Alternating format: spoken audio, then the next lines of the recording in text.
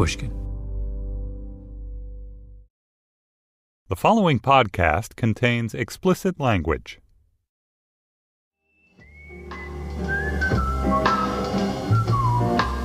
I knew a man, Bojangles, and he danced for you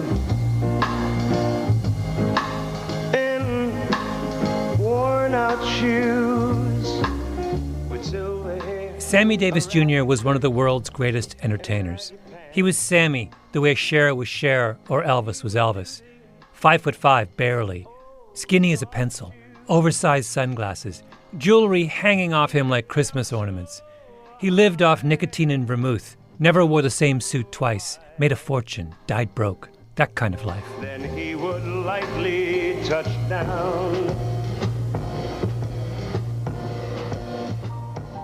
A singer, a dancer, a master impressionist with a famous, exaggerated laugh that unfolded in 3 acts.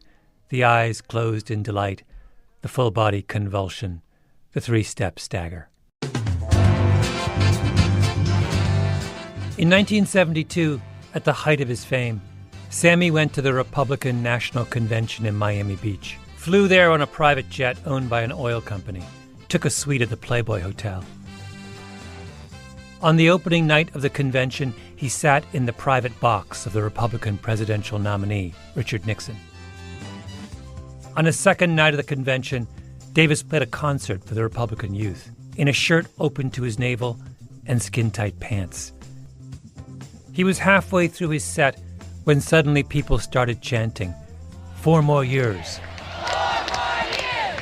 4 more years! The cheers were for Nixon, fresh from accepting the Republican nomination. He was crashing the party. Davis held up his hand to quiet the crowd. Ladies and gentlemen, the President and the future President of the United States of America. Pandemonium.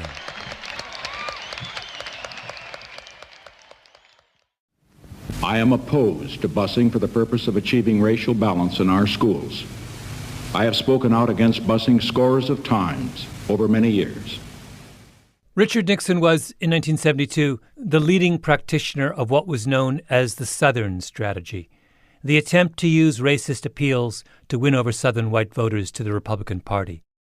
He nominated 2 Southerners to the Supreme Court, men who were such committed segregationists and so deeply unqualified that the Senate wouldn't confirm them. In the privacy of the Oval Office, Nixon referred to black people as niggers and jigaboos. He did his best to delay the integration of American public schools. He once complained to one of his aides that the anti-poverty programs established by his predecessors were a waste of money because African Americans were genetically inferior. It was just 4 years since Martin Luther King Jr. was shot in Memphis, and the president seemed bent on reversing everything the civil rights movement had fought for. Black people in 1972 did not like Richard Nixon. That is, except for one of the most famous black men in the country, Sammy Davis Jr., who sat in the Nixon family box, performed at the Nixon coronation, and who crossed the stage and wrapped one of the most famously chilly and awkward of all presidents in a joyful, excited, loving hug. Let me read to you Will Haygood's description of that moment in his biography of Sammy Davis Jr. The public had rarely seen Nixon in such an embrace, even with his own wife. And Nixon, letting loose with a slow, widening grin, towering over Davis, wrapping his arms across his own chest so awkwardly and yet tenderly like some flushed teenage kid. And all those white delegates and all those Nixon placards, and Davis leaning on the president's shoulder as if Nixon were kin. Nixon and Sammy in full embrace. When people remember Sammy Davis Jr., that's what they think of, the photograph of that moment. Sammy never got over it. My name is Malcolm Gladwell. You're listening to Revisionist History, my podcast about things forgotten and misunderstood.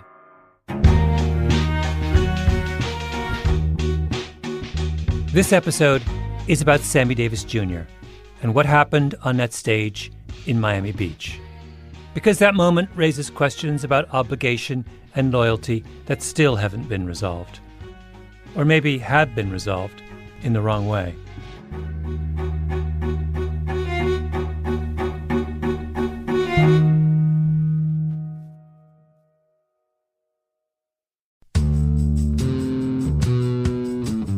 To understand this, you have to go back to what young brother here referred to as the house Negro and the field Negro, back during slavery. In 1963, in Detroit, Malcolm X gave one of his most famous speeches. There was two kinds of slaves. There was the house Negro and the field Negro. The house Negro, they lived in the house with master. They dressed pretty good. They ate good because they ate his food. They would give their life to save their master's house quicker than the master would. The house Negro, if the master said, we got a good house here, the house Negro say, yeah, we got a good house here. Whenever the master said we, he said we. That's how you can tell a house Negro. Malcolm X was trying to win his audience over to the cause of black nationalism. He was a separatist. He identified himself with his master more than his master identified with himself. And if you came to the house Negro and said, let's run away, let's escape, let's separate, that house Negro would look at you and say, man, you crazy. What you mean separate? Where is there a better house than this? Where can I wear better clothes than this? Where can I eat better food than this? That was that house Negro. Malcolm X was talking about African Americans who he felt had betrayed their community, who had achieved success by turning their backs on where they'd come from. He was talking about people like Sammy Davis Jr. I gotta be me. I gotta be me. What else can I... Davis was an epic talent. He was Michael Jackson before Michael Jackson. He was the first black person in history who could sell out performances around the world, a charter member of Frank Sinatra's Rat Pack, a staple in the tabloids for 40 years. There's a sequence I love from a gala in Sammy's honor in 1989, marking his 60th anniversary in show business. Gregory Hines, a legendary tap dancer, does a number for Sammy, who's sitting in the front row.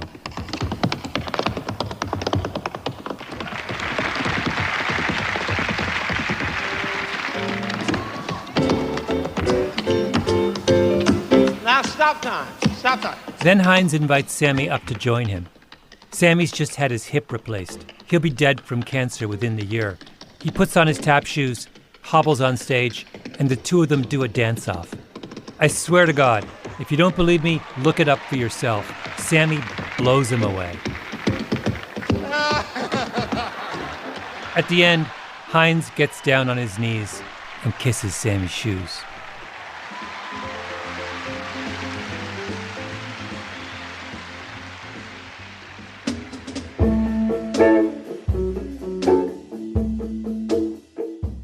Davis was born in Harlem. He started playing the vaudeville circuit as a 3-year-old with his uncle, Will Maston, and his dad, Sammy Davis Sr.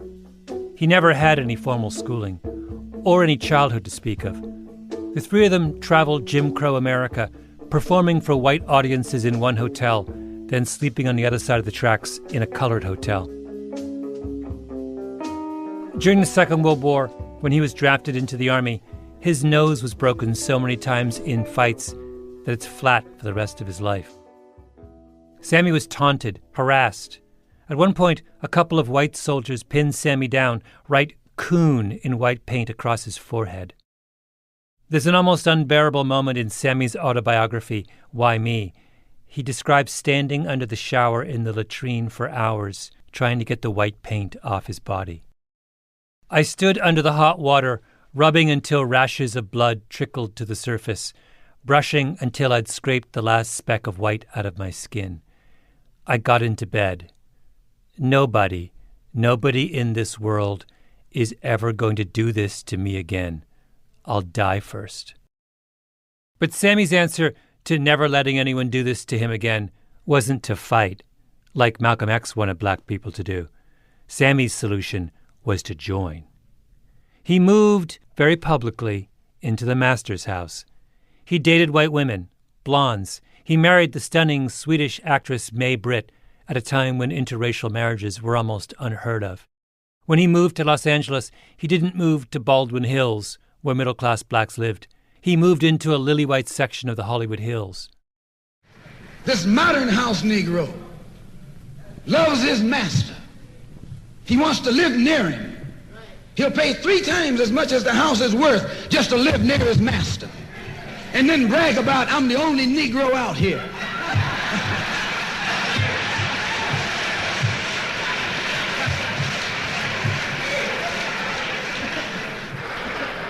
I'm the only one on my job. I'm the only one in this school. You nothing but a house Negro.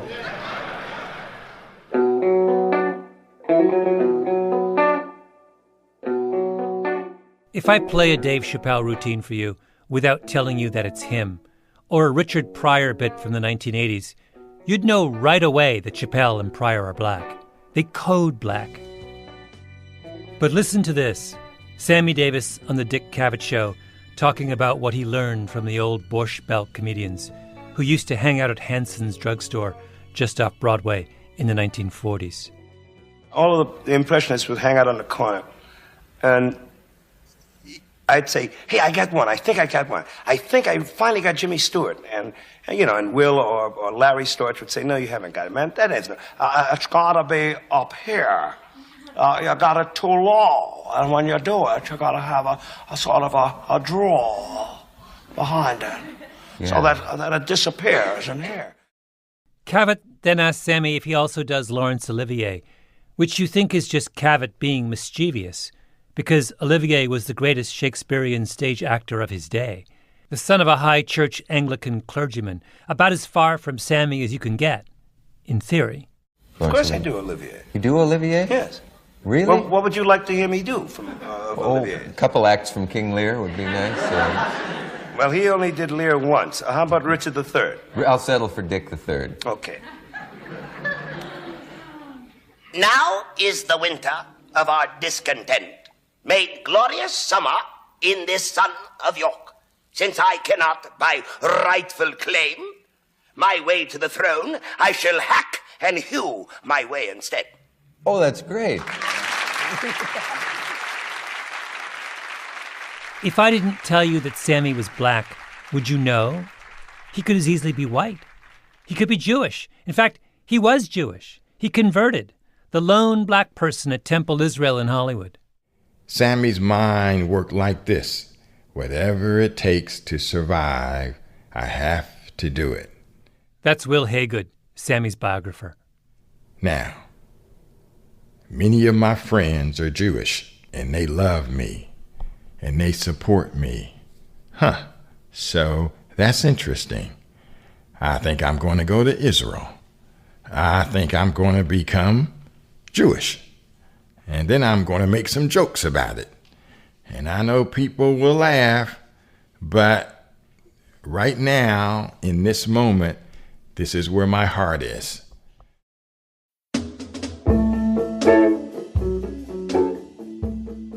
Sammy meets Nixon in 1954. Nixon was the vice president at that point, and Sammy was playing the Copa when the Copa was the hottest ticket in Manhattan.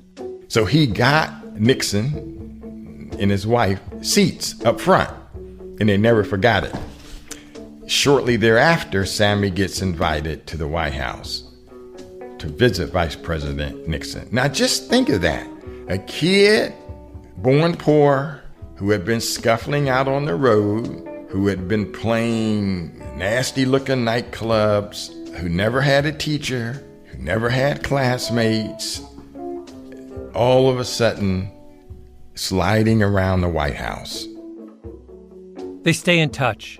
When Nixon becomes president in 1968, he asks Sammy to join a White House advisory council. When the gospel singer Mahalia Jackson died, Nixon asked Sammy to represent him at the funeral and sent a government jet. Nixon asked Sammy to go to Vietnam and entertain the troops. Sammy puts together a massive traveling entourage and plays his heart out.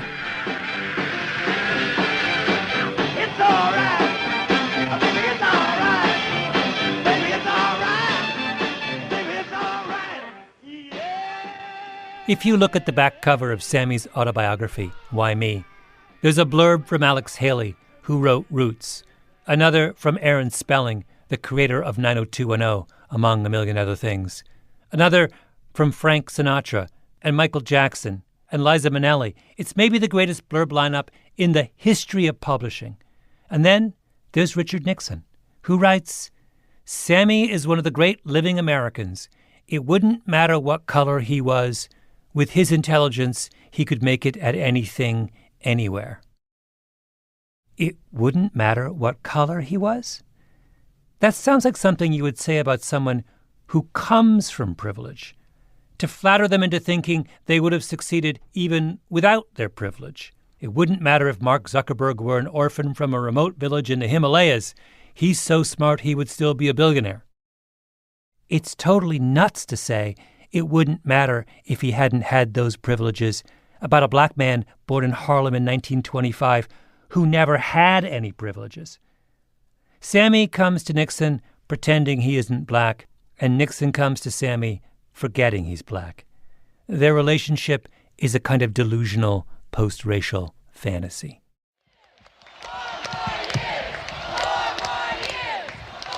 So Nixon says, come to Miami for the convention. We'll put you up at the Playboy Hotel. Why not play for the kids at the youth rally? Of course, Sammy says yes. And Nixon stands in front of the crowd on national TV and starts talking about how Sammy's critics accuse him of selling out by being a Nixon supporter. Then Nixon says, you aren't going to buy Sammy Davis Jr. by inviting him to the White House. You're going to buy him by doing something for America. Nixon waits for the applause to die down. He's looking the other way. Sammy sneaks up from behind, wraps his arms around him. The hate mail Sammy gets over the next few months is so vicious that he hands over some of the letters to the FBI. Eartha Kitt comes up to him and hisses, "Did you have to kiss him?" Sammy is blindsided. He's desperate to salvage his reputation. He calls up Jesse Jackson, who every year has a big conference in Chicago for his civil rights group, Operation Push. I am somebody. I am somebody. In 1972, Jackson had lined up virtually every Motown and gospel star. The Temptations, Marvin Gaye, the OJs, Curtis Mayfield, Roberta Flack. Sammy says, "I want to perform." Jackson says, yes. Brings him out on stage. I am here because I have come home as a black man. Disagree, if you will, with my politics, but I will not allow anyone to take away the fact that I am black. Now, that's all I can say, except that I would like to sing. But who is he kidding? It's September 28, 1972, a little over a month since he was hugging the enemy in Miami. For the rest of his life, Sammy would be haunted by his reception. You said maybe one of the worst things that happened to you, I read, was being booed by people. And I think it was in Chicago. Yeah. This is Sammy, in an interview years later with Tom Cottle on the Boston ABC affiliate. It was the first time that I'd ever been rejected by my own people, because it was predominantly a black audience. Because of your embracing of Nixon. Yeah, the embracing of Nixon and all of that. Jesse was there, as he always had been before, prior to, and as he's been since, to be supportive as a friend. And I was about ready to run, or literally run off the stage, and he said no. And he made me stay, and he talked to the audience, and made me perform. And what did Sammy sing? Whether I'm right or whether I'm wrong. You can't make this up. Whether I find a place in this world or never belong, I gotta be me. I gotta be me. What else can I be? But the hurt of being booed was... I never want to experience that kind of hurt again. I want to live not merely survive. Afterwards, Sammy went home and got drunk. So now you have a 20th century type of Negro today. A 20th century Uncle Tom.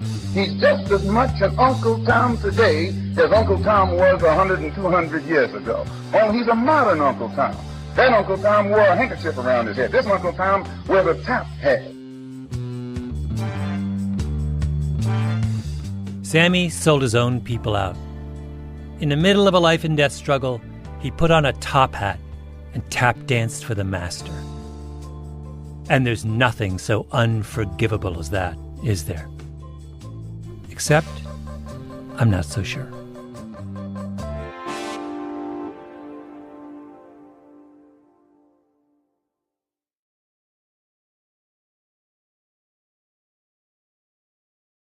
I had been given the opportunity through a company that I was consulting to interview the first women entering their sales force. That's Rosabeth Cantor.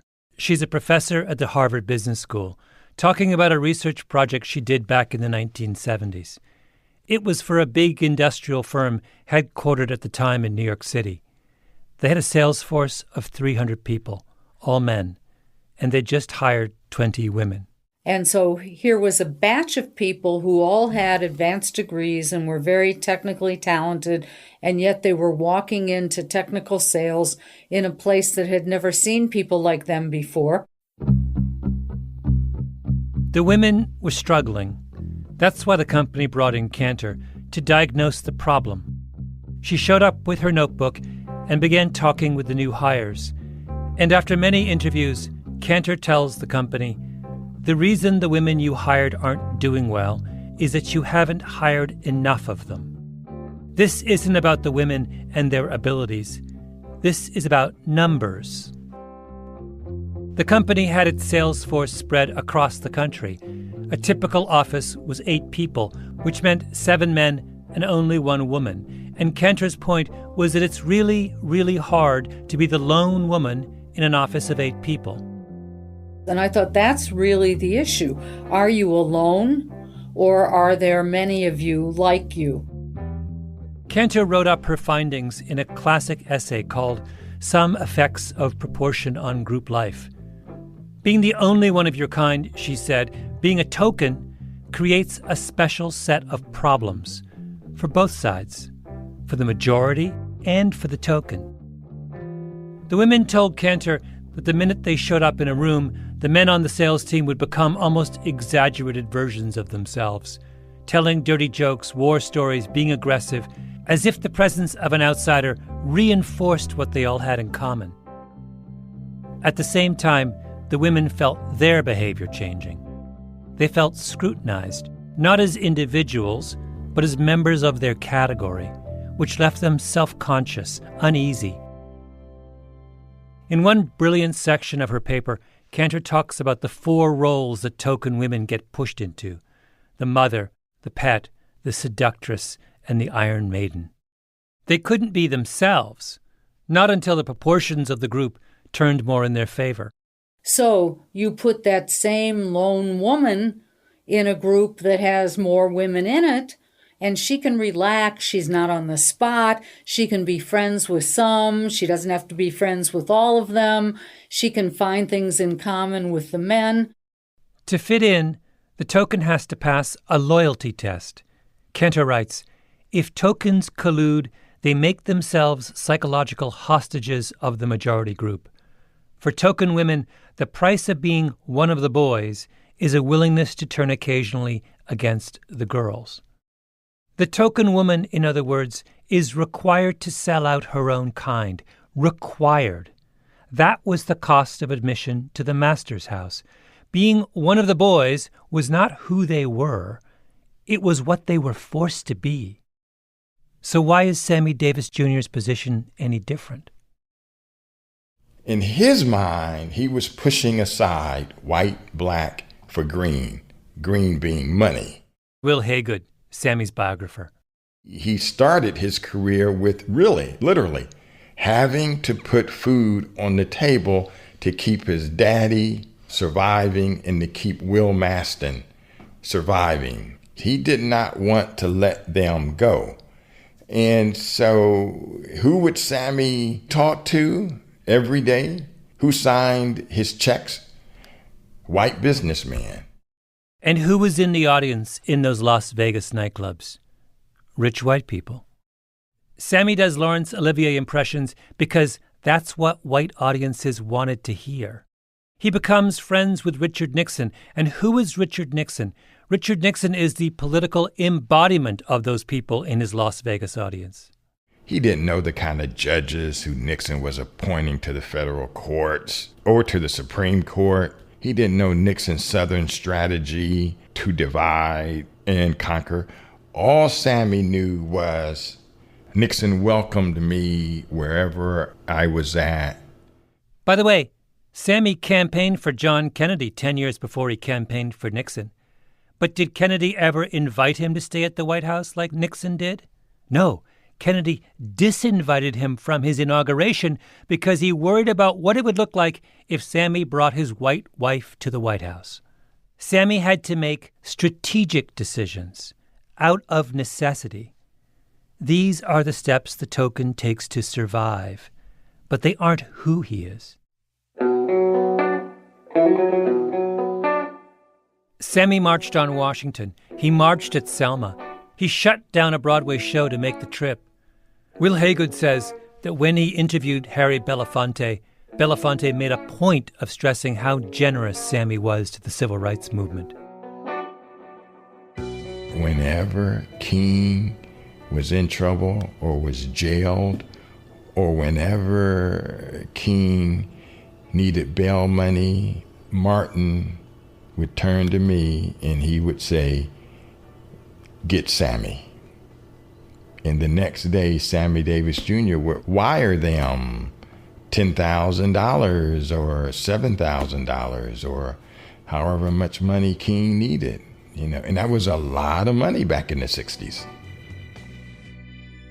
When Sammy Davis comes on stage at the Push Expo, what does Jesse Jackson say in an attempt to quiet the crowd?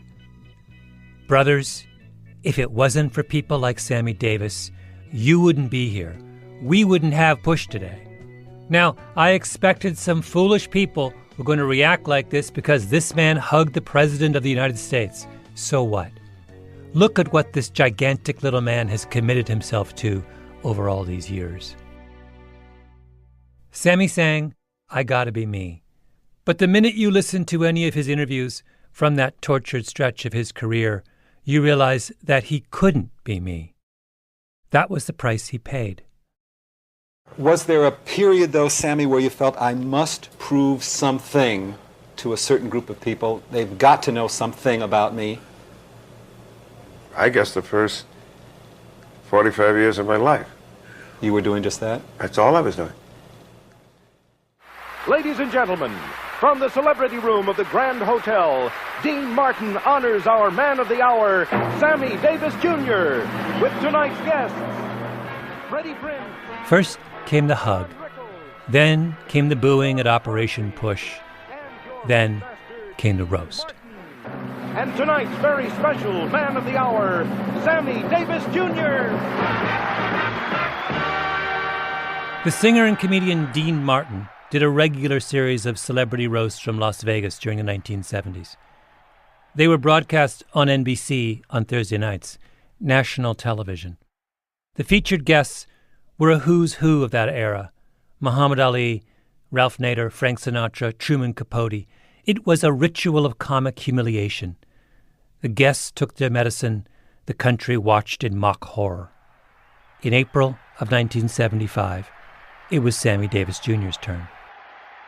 At the microphone is the host, Dean Martin of Rat Pack fame. Big, tall, handsome guy. His shtick was that he always pretended he was drunk, even when he was. And in recognition of one of the great black men of our time, even the NBC peacock is wearing an afro. Why does Sammy agree to this? For the same reason he hugged Richard Nixon. Because the world represented by the roast was the world Sammy has been trying his whole life to join. It's the club. And what is a celebrity roast? It's a ritual of initiation. The target of the roast agrees to be roasted because being roasted is proof that you belong. Only what does this roast prove? That Sammy isn't one of them. The first booking he got was in Atlanta. As Sammy stepped off the plane, he was met by the governor and a rope. Even the Ku Klux Klan took notice of Sammy. They voted him most likely to be next.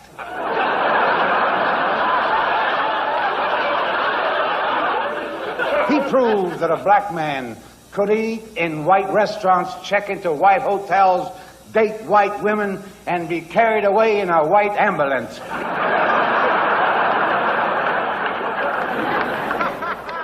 Then Dean Martin pretends to read telegrams from well-wishers. Here's one I think you're going to be very proud of. Dear Sammy Davis, we'd like you to pose for a nude centerfold in our magazine signed the National Geographic. It goes like this on national TV for an hour. Sammy had done everything he could to join the club, and yet, what are the jokes about that day at the MGM Grand? That he doesn't belong. That he's black, and he'll always be black. Sammy sold out, but you can only sell out if someone's buying. Wait, you took your glass. You getting tired, Sammy? Want to take a watermelon break? That's Milton Berle, supposedly one of Sammy's oldest friends. The reason I say that is because Sammy hasn't been feeling well lately. Last month, he had an operation on his throat, and they had a problem. They had to roll him in flour to find his mouth. Admit it, Sammy, the last time you had cash in your hand, this is when you bought your freedom from Scarlett O'Hara. Sammy has always been for civil rights. One time in Mississippi, he told the bus driver that he wanted to be on the front of the bus. So the driver tied him to the bumper.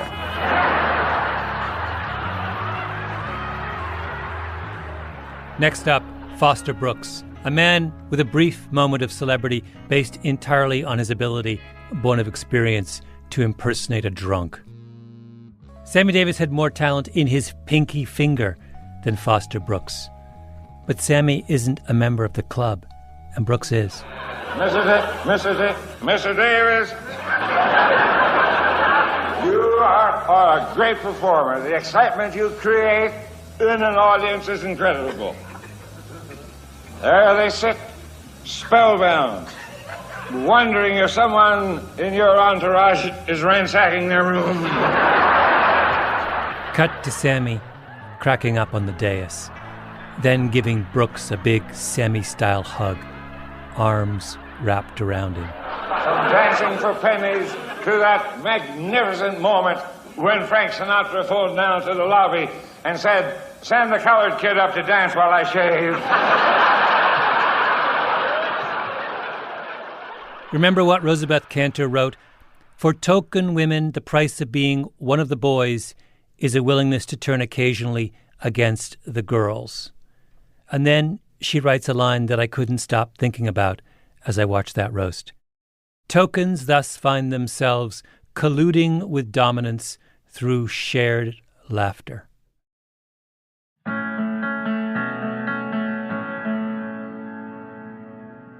At the end of the evening, Sammy gets up, and there's a moment when you think he's going to lash out, to stand up to the humiliations of the previous hour. But we only think that because it's now. The doors are now open to black entertainers, so that's what would happen today. Can you imagine how Chris Rock or Dave Chappelle or Wanda Sykes or Tiffany Haddish would respond to an evening like that? I mean, a bloodbath. But Rock has Chappelle, and Chappelle has Sykes, and Sykes has Haddish, and 100 others. And when you have numbers, you have power. But Sammy was the first. He didn't have numbers. It's the second generation that gets to defend itself, not the first. Thank you. I would First of all, I'd like to thank a man that I love very, very much for giving me this honor, Mr. Dean Martin.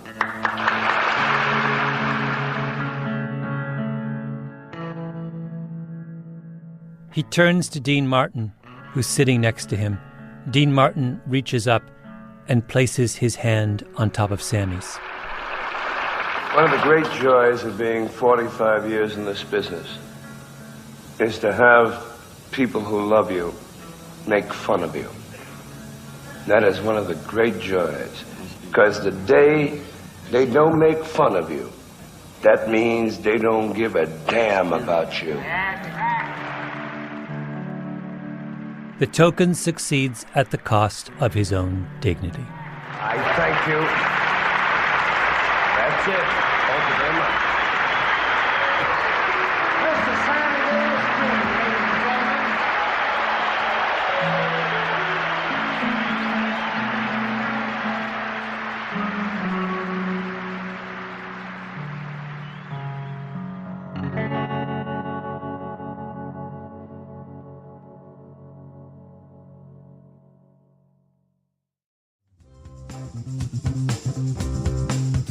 Revisionist History is a Panoply production. The senior producer is Mia Lobel, with Jacob Smith and Camille Baptista. Our editor is Julia Barton. Flawn Williams is our engineer. Fact-checking by Beth Johnson. Original music by Luis Guerra.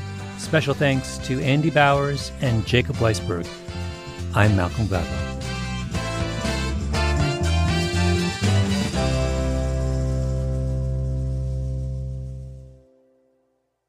And on stage, we can see a manager who seems to be waiting for the president and waiting to get signals when Mr. Nixon will arrive here. He keeps looking at Sammy Davis Jr. with a very forlorn look, shaking his hand, saying, no, he's not here yet. So we continue to stand by. The young people here have not run out of enthusiasm. And certainly, once again, we are seeing that young people of this country may differ on politics. They may be Democrats or Republicans, but when you put a fast, hard beat to music, that is the universal song of politics for the young people of this country.